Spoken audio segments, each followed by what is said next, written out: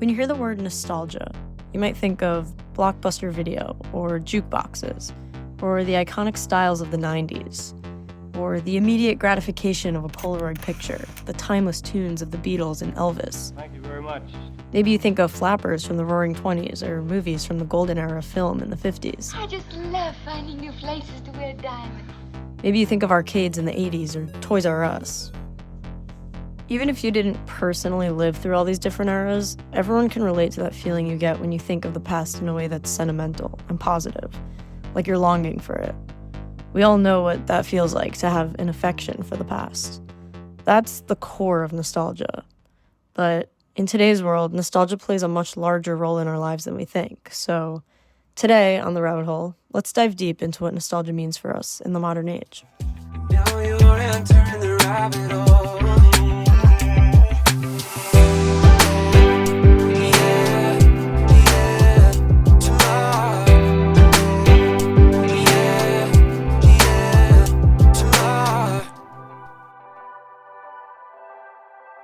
So let me start off by saying that I myself am a very nostalgic person.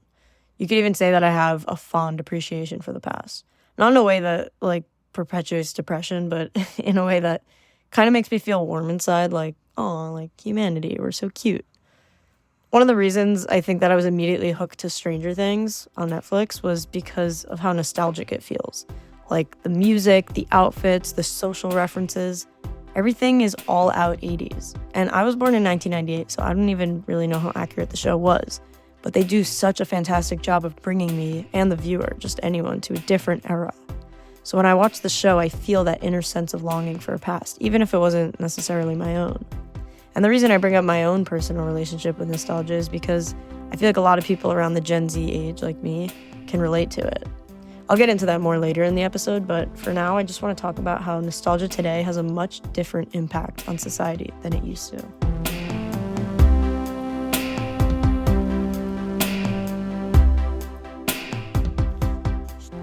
The concept of nostalgia and how we engage with it has transformed significantly, mainly thanks to the advancement of technology. Our memories and how we approach the past have become a lot more evident in today's digital age.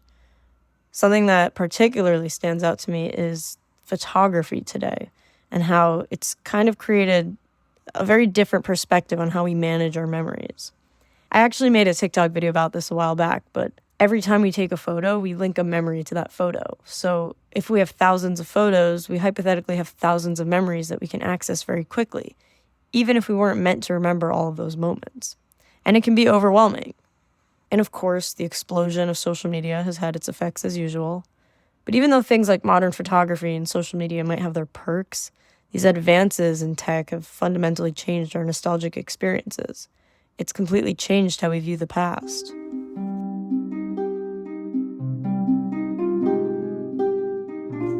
So I've been doing a lot of research for this episode because I really wanted to cover all my bases on this topic. Like I said before, I am a really nostalgic person. So I was really excited to do this episode because it's something that I feel pretty often. And maybe it's because I'm sentimental at heart, but part of me thinks that, especially after delving into this topic, it's because I'm part of Gen Z. What I mean by that is that I feel like a lot of Gen Zers can relate to the notion that nostalgia is a huge part of internet culture. Like, think about how many trends and things online have brought nostalgia to the forefront of all of our minds. Just right off the bat, like right when Instagram was first becoming popular, Throwback Thursday was a huge thing. The trend where every Thursday you'd post a picture of yourself when you were younger. So nostalgia and memories have played a huge role on social media, even from the start. What I found through my deep thinking and deep research on this topic is that nostalgia, as we know it, has evolved. And I think it's evolved in 3 significant ways. And I'm actually very proud of these observations because I feel like it can really tell us a lot about what kind of generations we're going to raise. But anyways, here are the 3 significant ways that I think nostalgia has evolved. First, we have the access, then the pressure, and then the blur. I'll explain what I mean by each one of these terms, starting with the access. So, in today's digital age, the past has become way more accessible than ever before. Thanks to the internet, we have millions of photos and videos at our fingertips, and these are photos that stretch back all the way to the 1800s. On top of the historical memories available to us, we also have tangible proof of our own memories because we walk around with a camera in our pockets alongside an archive of our entire photo history available 24/7. If you think about it, it's like if I took a photo with a Polaroid camera and after it printed out, I put the photo in a photo album and just carried it with me everywhere. If you think about it that way, it's a little strange, but it's really what we do every day.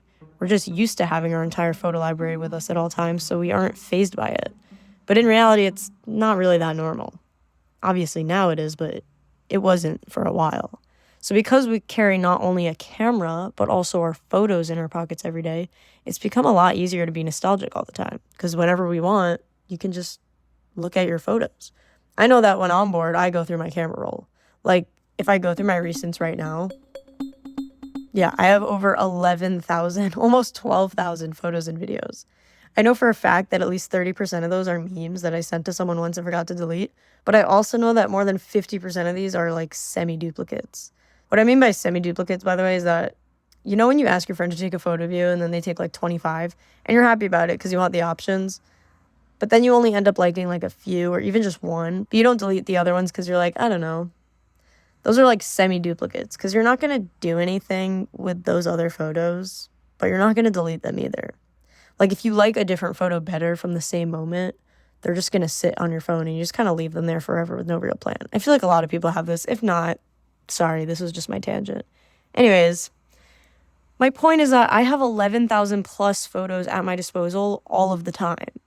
And so I look back at trips that I took from a year ago or even 6 months ago, dare I say a week ago. And I'm like, I look at it and I'm like, oh my God, I miss it. Take me back. #vacay all day. Like, I know everyone else does it too. And if you don't, then I'm sorry. This doesn't relate to you. But there isn't anything wrong with reminiscing the good times. But it is strange that our memories have become attached to our tangible archive of moments that we keep in our pockets every day. It's why people always say live in the moment. They mean it. Because while it can be amazing to have physical proof of everywhere you've been and all the people you've hung out with, it can also be detrimental. When you have such easy access to your past, it's easy to remember all the good times you've had, but it's also harder to forget the bad ones. Think about what it's like to go through a breakup in 2024. Most likely, you have tons of pictures of you and your ex. And not only that, but your ex has social media, so you can always access his or her life updates whenever you want. And because the access to these photos is right in the palm of your hands, you're most likely going to indulge and look at the photos. Part of you likes looking at them, even if you know you're not meant to be, because even if it hurts, at least it makes you feel something, right? But one of the most well-known things about depression is that it stems from an inability to move on from the past. And obviously there are so many different things that can contribute to someone's diagnosis of depression. But it is interesting to consider the correlation between having access to all your photos and the rise in depression. Because most people don't just delete the photos of their ex, and they don't block them on social media, and they'll keep itching for that fix because they miss the feeling of being with that person. And so a lot of people are depressed. I'm not saying it's the cause, but I am saying it's an interesting correlation. But if you think about what a breakup was like before we were all walking around with phones every day, it was very different. If you were lucky, you'd probably never see them again. If they were from your hometown, you may encounter them at a grocery store or any high school reunions. But if you wanted to reminisce about them, you have to search long and hard for a photo of them. You probably didn't even have that many photos of them because cameras were only for special occasions back then. But eventually you'd only have the memories of them in your mind, and over time, that would dissipate too. My point is, the urge to reminisce and feel nostalgic is really easy. Like, we're able to. If you ever wanted to travel to the past, you just pull out your phone and take a seat. I can go through last week's mental breakdown that I documented for my best friend, or I could go through my Utah trip with my family from last year. Amazing time, by the way. I'm actually obsessed with Utah, side note. If you live there, you are living the life.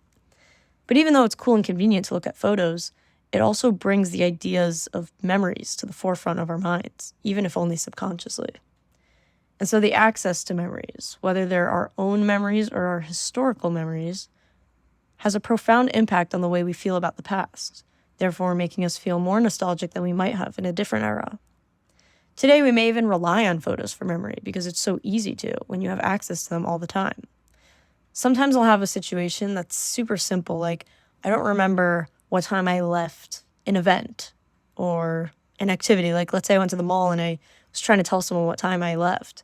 I'll go back to my photos sometimes and be like, maybe I took a photo that can help me look at the timestamp and it'll help me remember exactly when I was there and when I left.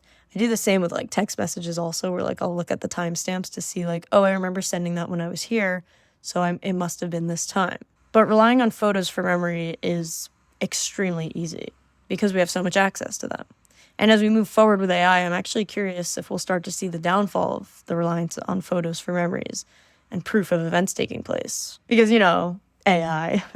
But that's a whole other topic. I hope this is making sense. The TLDR for this part is that I've come to the conclusion that nostalgia is such a common emotion these days because we have so much access to the past nowadays. Now, moving on to part 2, the pressure. This one is going to be close to home for all you Gen Zers out there. The pressure I'm talking about here is the pressure to experience moments that are considered worth feeling nostalgic over. Let me say that one more time. There is a pressure to experience moments that are considered worth feeling nostalgic over.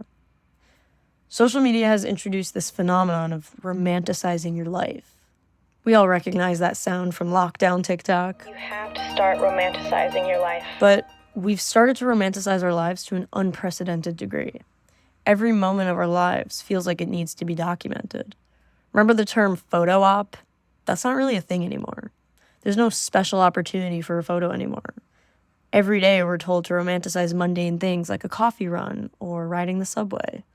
Instead of having special opportunities to take photos, now it's almost a prereq. And we're capturing moments that are not that important in the grand scheme of things. I mentioned earlier that when we take photos, we're linking our memories to these photos, even if it's subconsciously. So if we're constantly taking photos of mundane things, we're constantly linking these photos to memories, which would be fine if it wasn't so many. We live in an era where even uneventful moments are captured and shared, as if everything we do is worthy of a memory. And while this may come as a hot take, not everything needs to be memorable. Some things just happen. I think a lot of this comes from the obsession of branding ourselves on social media, trying to look like everything you do is cool or special. But at its core, I think it's not only about the compulsion to be perceived as interesting or cool, but also it's about validating our experiences through the lens of a camera. So that way when we look back on our morning coffee run photos, we think, wow, good times at the coffee shop. And I wish I could go back to the days of coffee and sunshine on 4th Street that one morning. But the thing is that it's not one morning in most cases, it's every morning.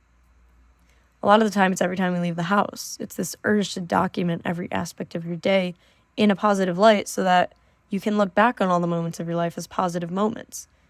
And don't get me wrong, there's nothing wrong with that. Being positive and feeling happy is a wonderful thing.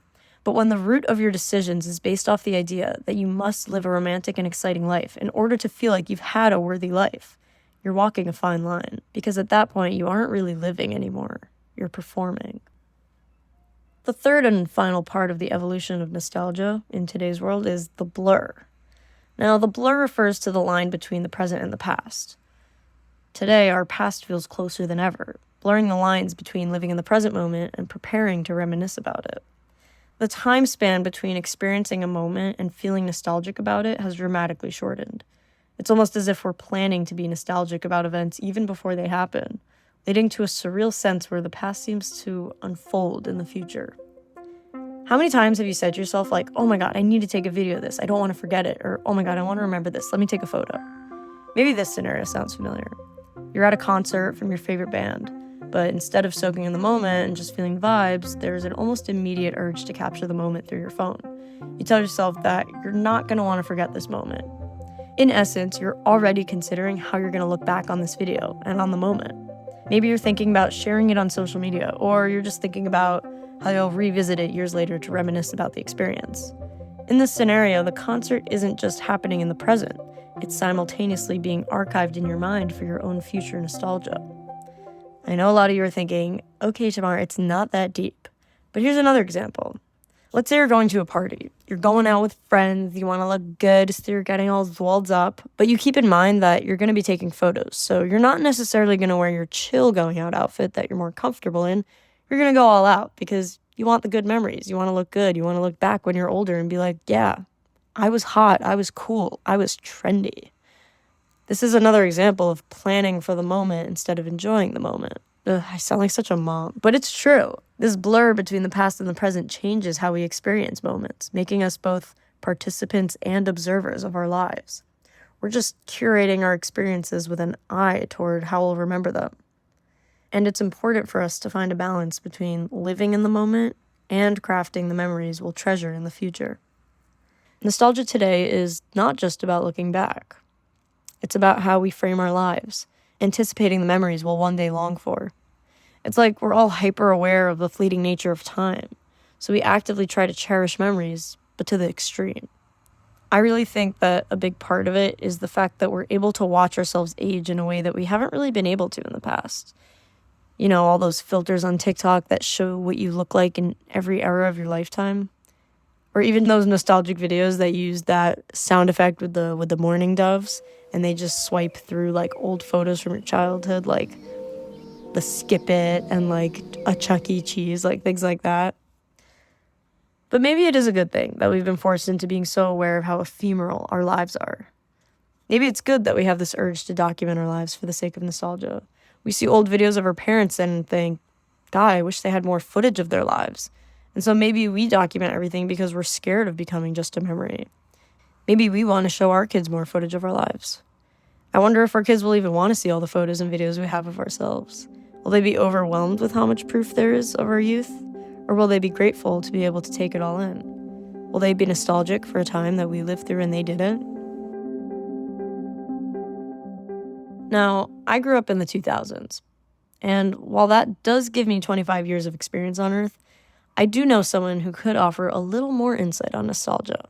Hi, Mom. Welcome to the rabbit hole. Oh, wow. I'm so happy to be here. So many carrots.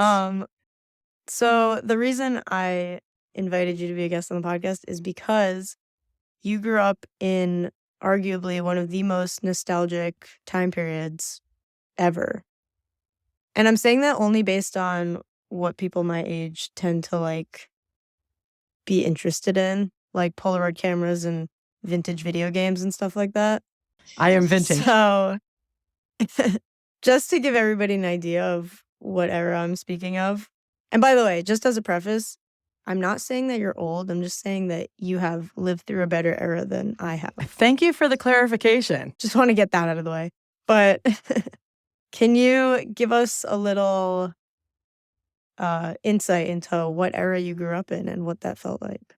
I'm Gen X through and through. So I was a baby, well, a child of the 70s, a teenager of the 80s, and then, I was in my 20s and the 90s. So the 80s were probably those were my formative years. That was all of high school, middle school, those years.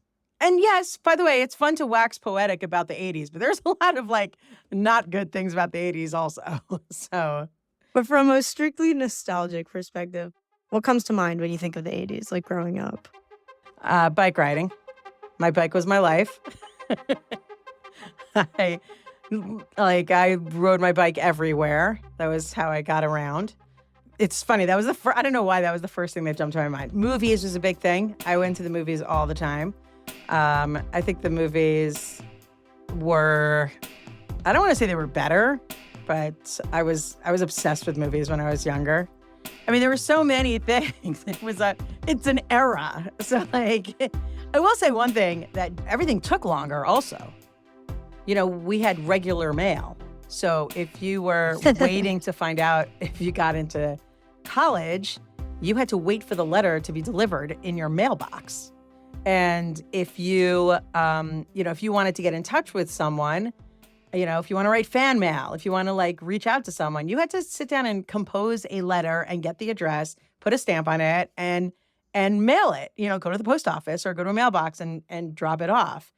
If you took pictures, you had to wait for those pictures. And I remember when your other brother was really little, we passed by. We were in this rinky-dink town in upstate New York. And there was an old shop, and it said on it in big letters, 1 hour photo. And I think he must have been about 6. And he said, "What does that mean?" And I said, "Oh, when you took pictures, so if you paid a little more, you could get your pictures back in an hour." as opposed to waiting a couple of days for them. You would drop off your film. And so if you did 1 hour photo, it cost more money, but then you would get your pictures back in an hour. And he looked at me deadpan and just said, why would you want to wait an hour?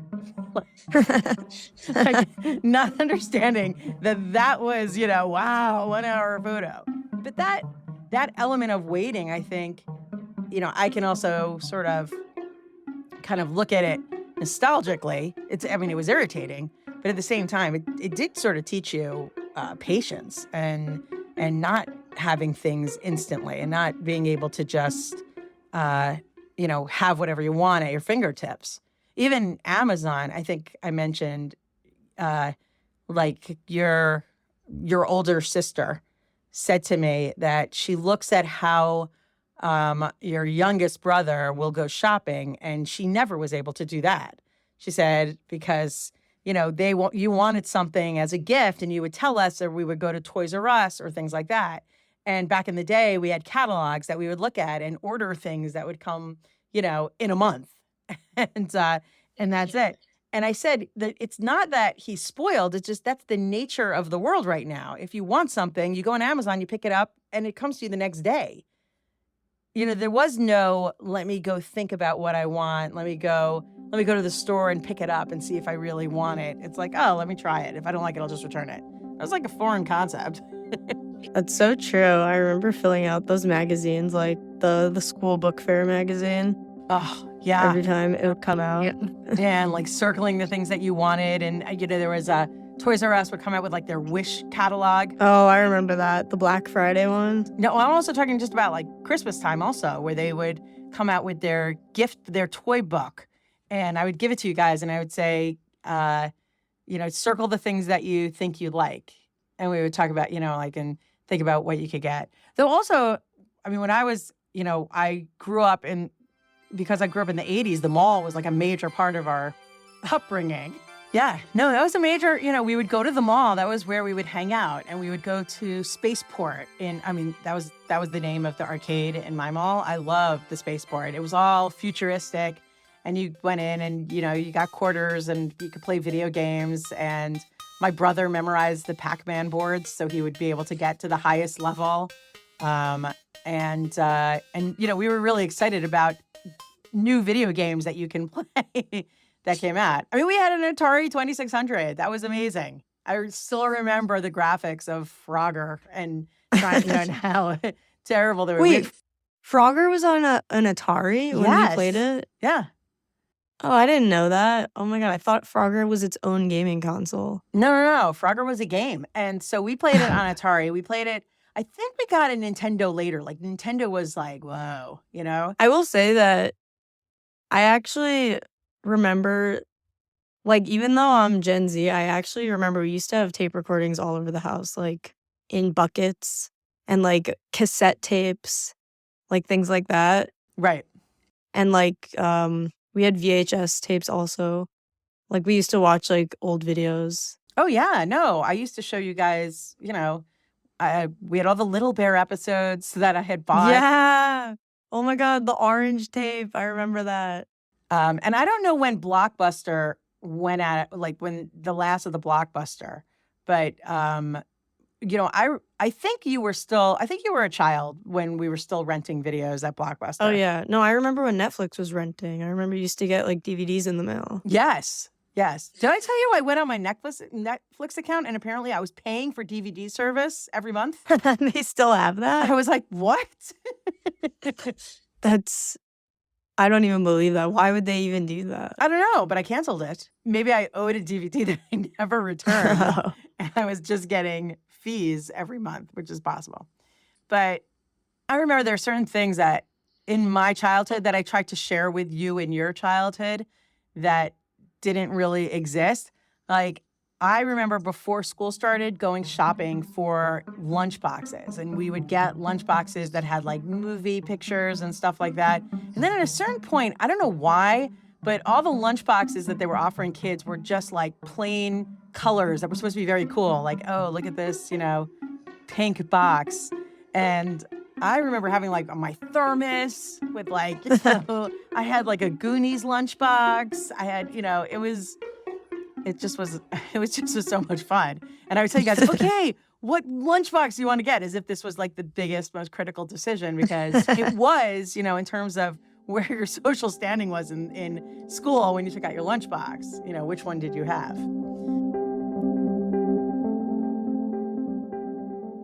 Okay, so lots of memorabilia. You did mention that the 1 hour photo was so funny to Gavi, and it is funny to everybody because I actually spoke about in this podcast episode how the amount of photos that we have at our disposal every day now is like absurd compared to even just like 10, 20 years ago.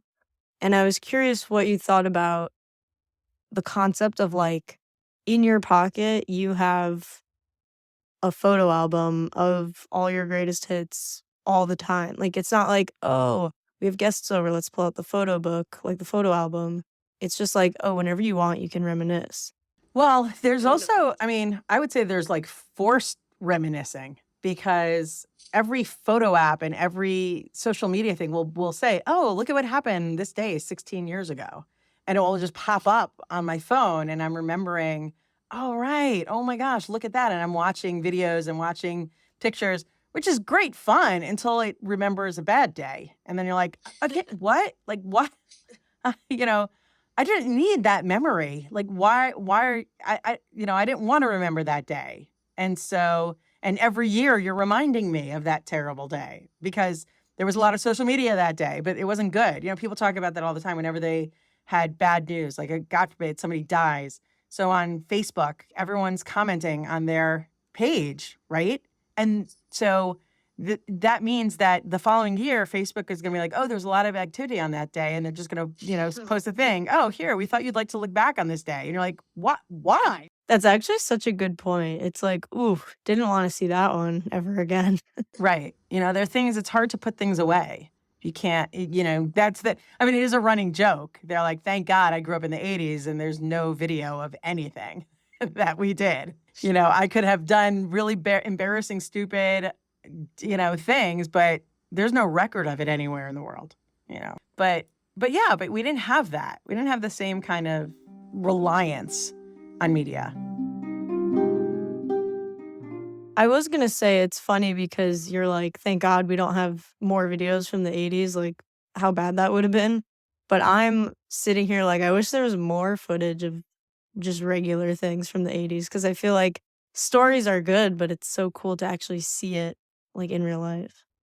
There is, like I said, and so I said in the beginning, it's easy to wax poetic about the 80s, but it is amazing that I have video of certain things that I have memories that I'm able to capture that I don't have from when I was much younger. And so so it's not all negative, like, oh, now, I don't want to be like one of those old people like, oh, back in my day, we were like, which is very easy to do. But there are a lot of positives to that. Schoolwork is a lot easier nowadays than it was back when I went. I had to study or I'd fail. Okay? If I didn't read the book, I would go to the bookstore to find the Cliff Notes. But I didn't know if they had the book title. Like they may not have had it, so I was I was kind of screwed if I didn't get it. I couldn't just like rent the movie. You couldn't just download it. You had to go and find it somewhere. That is such a different like ChatGPT. If I had ChatGPT in high school, I don't think I would ever fail any assignment ever. I would never have. I would never have written a paper. But okay, so the flip side of that, I never would have read a paper. Written a paper for sure. I know me. Okay, I was a terrible high school student. I was really not very good. But I learned how to write in high school. And if I had ChatGPT, I wouldn't have learned how to write, and I wouldn't have been involved in write. Like it absolutely did put me somewhere that would have been lost had I had that technology, for sure.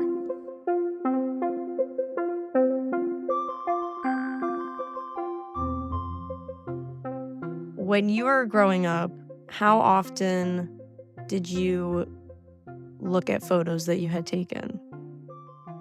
Rarely.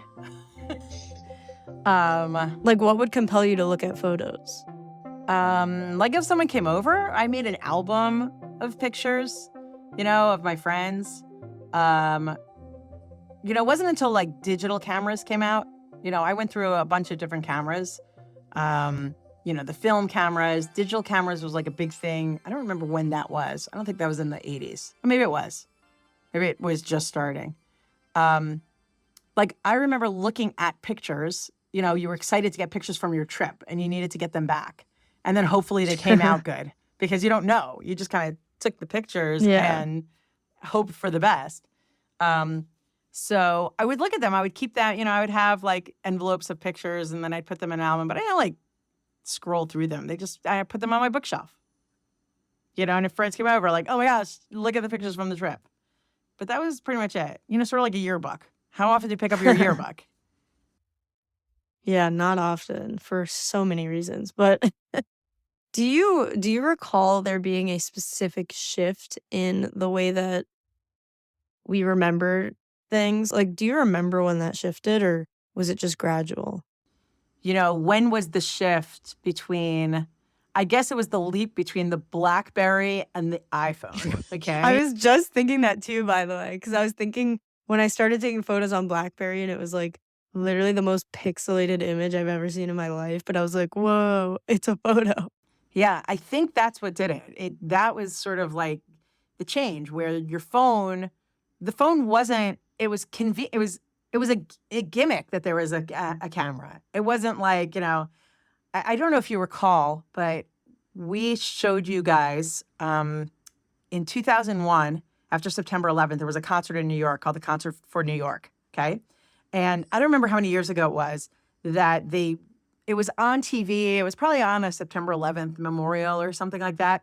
And we showed you guys the concert. We turned it on, okay? And you guys were watching it, and I don't remember which one of you commented how everyone in the audience was watching the concert. Like nobody had, we had cell phones in 2001, but it wasn't like, we weren't recording everything. We weren't holding up the phones to record the acts. You were watching the performance. Yeah, I think that's something that's super lost. Like, I don't think recently I have not heard of any phone-free concerts. I've heard of phone-free event. Bruno Mars. Really? Bruno Mars did not allow cell phones in his concerts. Yeah. That is probably the best concert, though.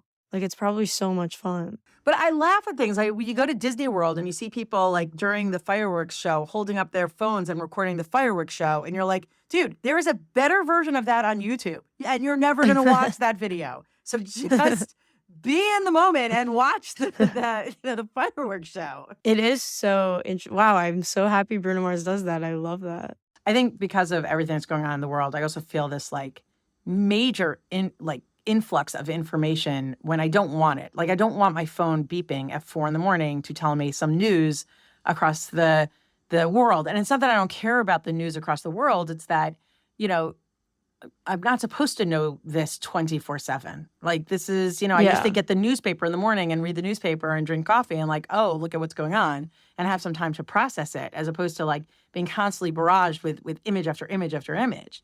And,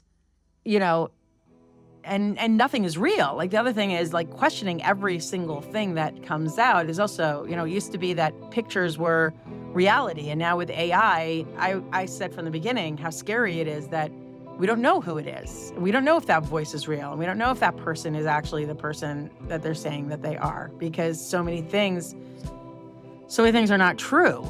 And that's also a scary place to be, when you can't trust your eyes and you can't trust reality. And so I think back when I was growing up, I mean, again, it's easy to say, okay, yeah, you can look at it with nostalgia, but it was also difficult. Like, if I got lost, I got lost.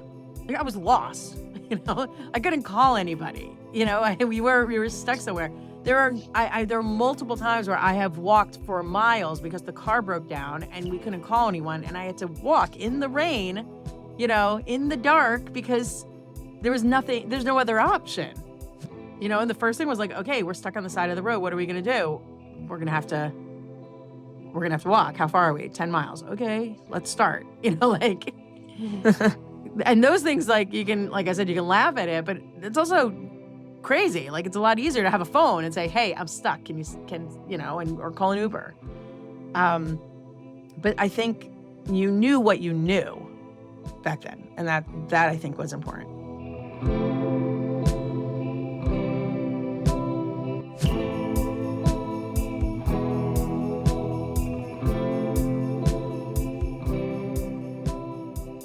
When you were growing up in the 80s, did you feel like, oh, I was born in the wrong time period? I wish I grew up in the 40s or the 30s, like in terms of seeing kind of photos or maybe magazines that had like Okay, so no. I can tell you that straight out 100%. First of all, I believe that the 40s was all black and white. I did not imagine a world of color. I never wanted to be in that world because I couldn't picture it in color. Like I couldn't imagine color in the world. And so I just even when I was a teenager, when I knew that, okay, no, this isn't really black and white, I still couldn't imagine it. And I never wanted to be there because I didn't want to be in a place where, they didn't have movies and they didn't have the Goonies and they didn't have Steven Spielberg. Like I was very into that whole pop culture of the era. So no, the answer is I was not nostalgic for a different age ever. Maybe I was nostalgic for an age that didn't exist, like dinosaurs and magic and King Arthur and things like that. That was where my brain was. I could be unique in this, okay? But I never really was nostalgic for it. I was fascinated by the future and traveling to the future, like what was going to happen. Back to the Future spoke to me. But no, I don't think I ever was nostalgic for a time period before me. That's so interesting. I feel like so much of Gen Z's vibe is I should have been born in a different generation. Or like even literally the exact opposite of what you said, where it's like, I wish I grew up 20 years ago. And also I don't want to think about the future because it scares me. Yeah, that is a different. Well, now I agree with you with, scared about the future. But I could be unique in that because, like, your father, he grew up literally wishing he lived in the 40s and 50s so he could sing and be like, That's true.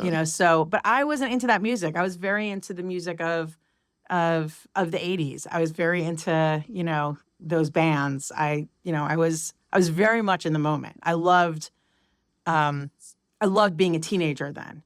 But I could be unique in that, But I also had it was a hard time also, There's a lot of bullying in school. There was, it wasn't all wholesome and beautiful. Like I had friends that got in trouble with, serious things. I had, and it was a time period when things were also swept under the rug. So if there were serious things going on, you didn't talk about it. And nobody talked about it. And that also was, I think now we're in an era where I feel it's too much. Like, I feel like therapy needs to have an aspect of suck it up, buttercup. Like, I'm sorry, it sucks, but you need to kind of move on. And I don't think that people are enmeshed in their own victimhood at this point, like on a large scale, which I don't agree with. But I also don't agree with the alternate, which was like, no, we're not going to talk about it. We're not going to deal with certain things that have happened. And so as a result, there were a lot of people who, had a lot of issues that they never dealt with. I guess it is interesting that like instead of finding a balance, we just went to the opposite extreme where it's like overshare everything about your life and make it part of your personality. Well, I think there was a process getting there. There was always like one of the things, like they would have like the after school special on television, and you would come home to the after school special, and it was always dealing with like important things of like, dealing with your parents' divorce or like, okay, my teacher touched me inappropriately. And it would be a movie about it to kind of raise awareness about different things. I still remember some of them. But, I also think our days were sort of like organized better, because I lived most of my days based on the television lineup at night. Like I had to organize my days so that I would not miss the shows that I wanted to watch. Because if you missed it, it was over. And now with like Netflix, like you could work till, okay, I want to watch a show. I'll do it at 1 a.m, which is really unhealthy, but if you had like, think about when you have a date or you're going to see a show, you have to organize your day. No, I need to be done by this because I'm eating by this time and then I'm going there. There is something nice about, that that structure that you don't feel is like scheduled. Now when people are scheduled, it's like, oh my gosh, I'm so stressed out. It's so true. It's so hard to make a schedule because it's so easy to not. If you could offer one piece of advice to the next generation, I don't know what that means though, because technically you're 2 generations above me. So I guess if you could give one piece of advice to my generation and the one under me, what would it be?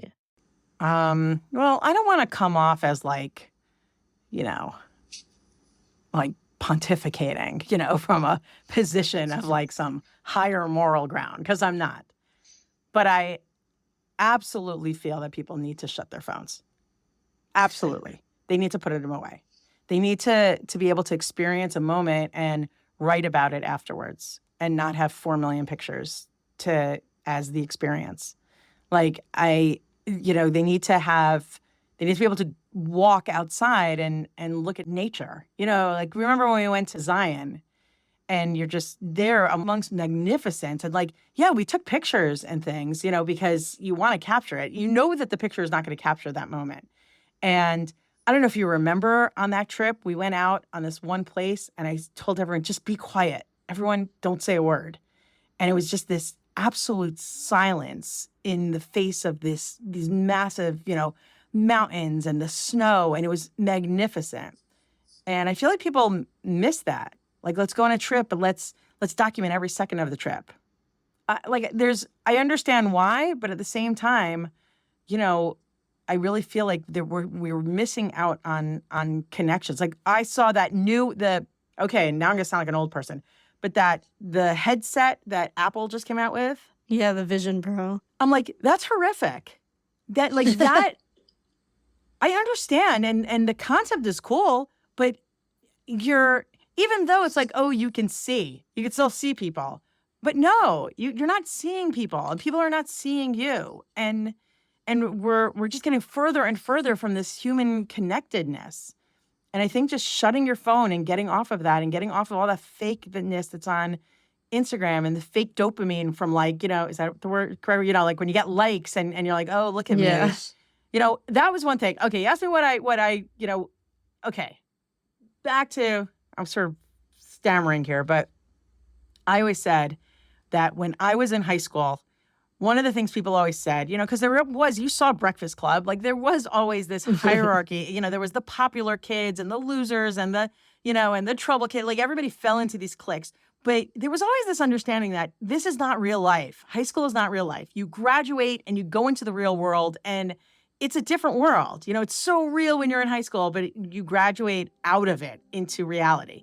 And I always felt like social media just extends the high school experience because now, you have people who are influencers who are shaping the way people think of in the real world. And there always was, like there were famous people like always, but it was a smaller group and you didn't have it in your face all the time. And now it's like the popular girls and the mean girls are all over your social media, even if you don't follow them, that like come up and you can't escape it. And the people who are getting ahead are not like the lie that they told us of like, oh, study and work hard and you'll be successful is no longer valid. And that part I miss. I miss being able to tell someone, work hard and you will get somewhere. When the reality is telling them, no, I can scam some people. I can take off my shirt on social media and I'll get 1 million people and then maybe I'll get ads and stuff. Like that part is depressing to me about, where we are. Yeah, no, I agree. I actually just saw somebody posted a video that was like, I'm on my way to Greece so I can update my Instagram or something like that. Right. You're experiencing it for everyone else. And so, Yeah. And it's hard. Look, I am very much on my phone and I don't like being on my phone a lot. Like I told you, I don't like getting, alerts. I don't like picking up my phone. If I wake up in the middle of the night, I don't like picking up my phone and seeing all this information. Yet I do. Yeah. Because that's the world, that's what everybody does. But I do think, and again, not to sound condescending, like I hope it doesn't come out that way, but there is merit in getting lost and learning how to find your way home. There is merit in having your car break down and have to problem solve and figure out how to handle the situation without just calling someone. Like, I think it does build a resilient kind of person who just has to know how to go with it because you have no choice. And I think a lot of what technology has done, I know we're talking about nostalgia, not technology, but I think a lot of what this new world order, for lack of a better term, has done is it's really, I think, crippled people in that regard. You know, we're so reliant that we can't do things on our own. We can't create. We can't, kids are not playing with the cardboard boxes and putting on shows and imagining things in their garden. They're looking at movies and they're, watching television and they're on iPads. And that part, I think, is a little sad. Yeah. Well, I think we covered a lot of ground today. So thank you for joining me as the 80s expert / only person older than me that I'm close enough with to ask to be on the podcast. I love the 80s. I mean, I look back at the 80s and I love the 80s. It's like, it's a good time. The music was great. I love the 80s channel on Sirius. Thank you so much for joining me on the rabbit hole. This was so exciting. I hope we can do it Thank again. you for having me. It's great to see you also. Make me sound good. I will.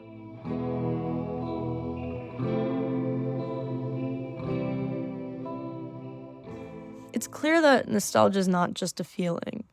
It's a reflection of our times. It shapes how we perceive our past, how we live in our present, and even how we anticipate our future. We've seen how the digital age has transformed the landscape of nostalgia, making it more accessible, pressuring us to create moments worth reminiscing, and blurring the lines between past and present. The evolution of nostalgia challenges us to find a balance between savoring memories and truly living fully in the moment. So, as we move forward through our increasingly digital world, let's keep being nostalgic while also embracing the beauty of the present. Let's create moments that are genuinely worth remembering, not just for the sake of reminiscing, but for the fullness they bring to our lives at that very moment.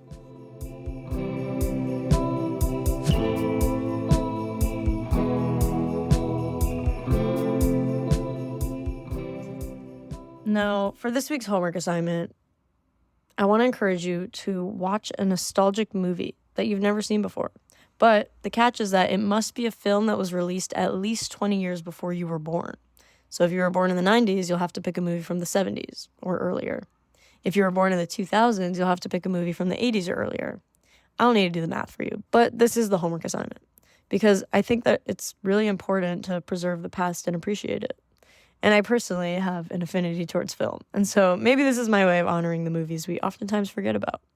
But also, I feel like last week's homework assignment was a huge commitment, and I wanted to offer a task that was pretty doable. So yeah, pick a nostalgic movie, maybe get some recs from your parents or even grandparents, and just watch it. While you're watching it, consider how it makes you feel. You might feel nostalgic, or you might not. But either way, you're doing the homework, and at least you got to watch a movie. But don't use your phone while you watch the movie. It'll ruin the movie no matter what. Let me know in the Discord, Rabbit Hole Discord, which movie you choose. You can do that in the Movies-TV channel, so we can all be part of the conversation. As we bring this episode to a close, I can't help but feel so nostalgic for a time before this episode was recorded. I'm kidding, but thank you for joining me on this journey down the rabbit hole. Until next time, keep exploring, keep questioning, and most importantly, keep living in the moment.